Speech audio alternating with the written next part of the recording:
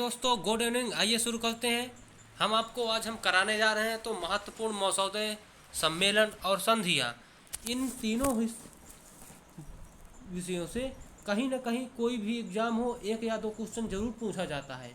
कि देखते हैं आज हम, आइए शुरू करते हैं। जो भी यूपी पीसीएस या यूपी की जो भी वैकेंसी के लिए तैयारी कर रहे हैं, फिर वो चाहे यूपी एसआई हो या यूपी लेखपाल हो या फिर यूपी पुलिस की वैकेंसी जो आने वाली है, ये वैकेंसी लगभग 40,000 होंगी। तो आप लोग यदि यूपी पुलिस और अन्य किसी एग्ज़ाम के लिए तैयारी कर रहे हो तो आपके लिए बहुत बढ़िया अच्छा प्लेटफार्म है। आप लोग अच्छे से इसको देखिएगा। आइए शुरू करते हैं। देखते हैं सबसे पहला नंबर, क्योटो प्रोटोकॉल। ये समझौता हुआ था जो, ये किससे रिलेटेड है? तो ये जो है क्योटो प्रोटोकॉल, ये है ग्रीन हाउस उत्सर्जन में कटौती से। तो ये ग्रीन हाउस उत्सर्जन में कटौती से संबंध रखता है क्योटो प्रोटोकॉल। वहीं देखते हैं अगला, तो आप इसको याद रखिएगा। इसका जो समय है क्योटो प्रोटोकॉल का, वो है 1997। क्योटो प्रोटोकॉल जापान के एक शहर में 1997 में हुआ था, इसलिए ये क्योटो शहर में हुआ था, इसलिए इसे क्योटो प्रोटोकॉल कहते हैं। वहीं दूसरा देखते हैं मॉन्ट्रियल प्रोटोकॉल। मॉन्ट्रियल प्रोटोकॉल क्या है? तो ये मॉन्ट्रियल प्रोटोकॉल, ये ओजोन में क्षति के लिए लाया गया था। मॉन्ट्रियल प्रोटोकॉल ओजोन में क्षति।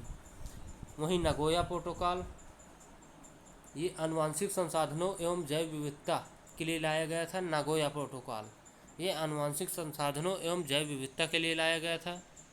और देखते हैं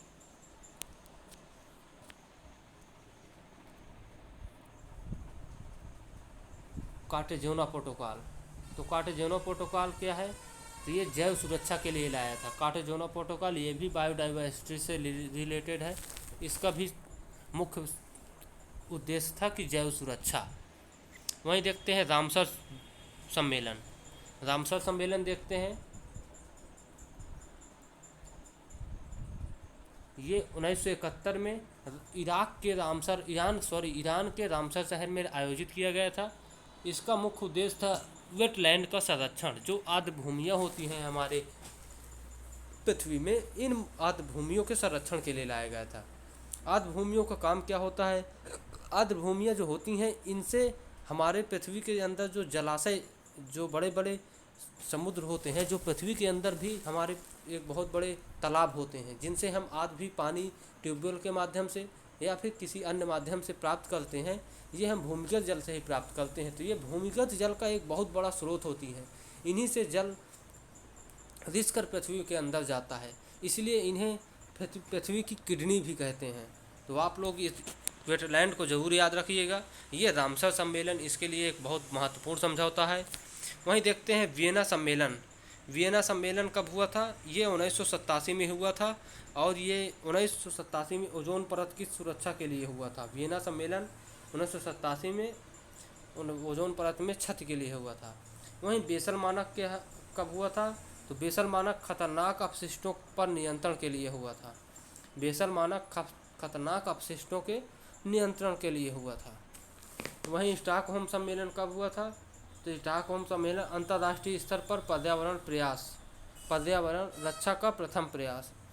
वहीं स्टॉकहोम सम्मेलन ये अंतर्राष्ट्रीय स्तर पर पर्यावरण रक्षा का प्रथम प्रयास हुआ था, और ये 1972 में हुआ था। दोस्तों ये 1972 में हुआ था, जो कि 5 जून को हुआ था।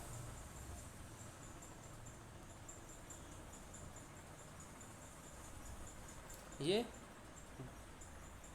1972 5 जून को हुआ था, इसीलिए 5 जून को विश्व पर्यावरण दिवस मनाते हैं दोस्तों।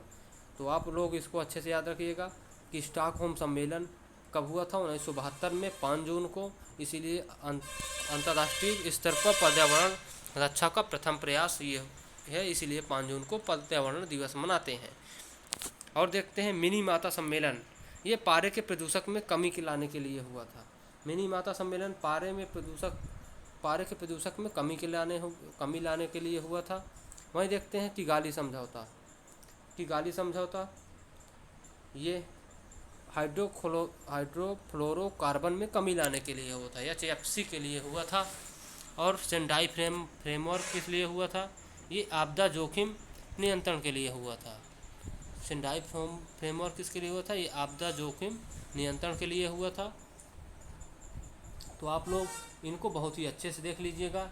ये मोस्ट इम्पॉर्टेंट सम्मेलन हैं जो आपको एक ही क्लास में कवर हो गए हैं, क्योंकि ये सम्मेलन कहीं ना कहीं सीधे एग्जामों में पूछे जाते हैं कि ये इस सम्मेलन का उद्देश्य क्या था, इसका क्या निहितार्थ था कि जो सरकारों ने इसको बनाया और उसके लिए जो संगठन हुआ, सम्मेलन हुआ, उनमें क्या उद्देश्य रखा गया।